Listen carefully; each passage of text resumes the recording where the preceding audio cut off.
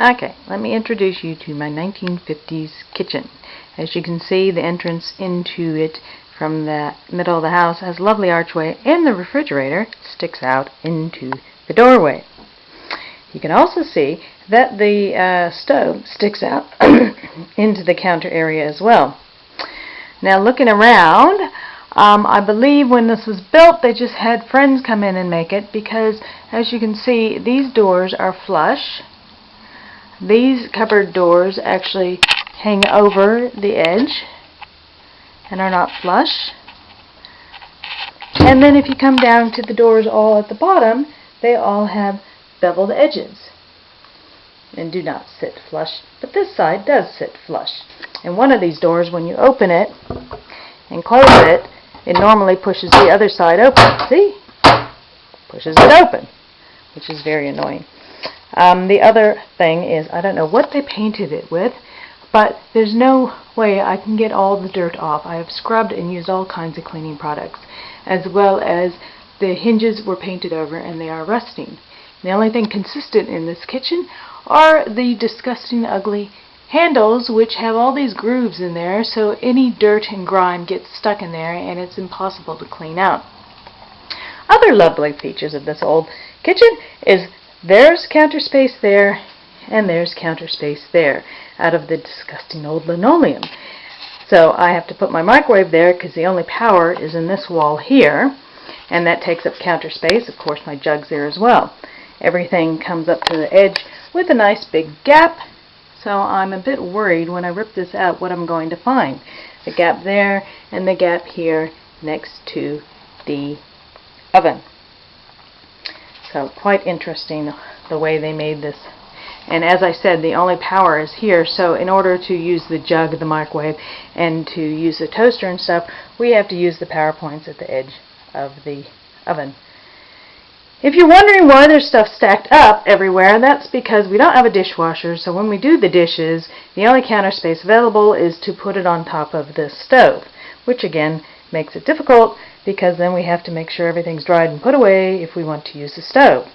We don't put it here because otherwise we couldn't open the door to the microwave.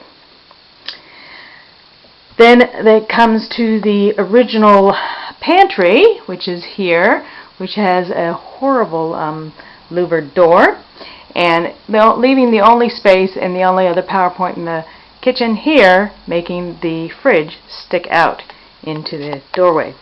In here, again, same disgusting paint that you cannot clean. I don't know what it is. I think it's a matte finish.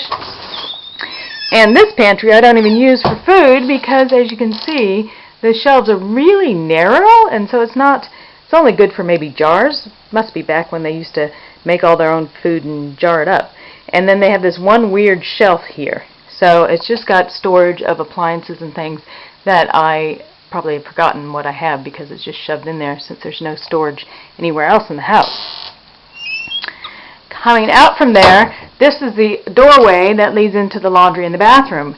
It used to have a sliding door on it, and as you can see here, that's the remains of the track. When I first moved in, after using the door a couple times, it got stuck, and I had to break it off the track because one of the wheels broke, and it was so old we couldn't get replacements, and unfortunately got stuck in an open position.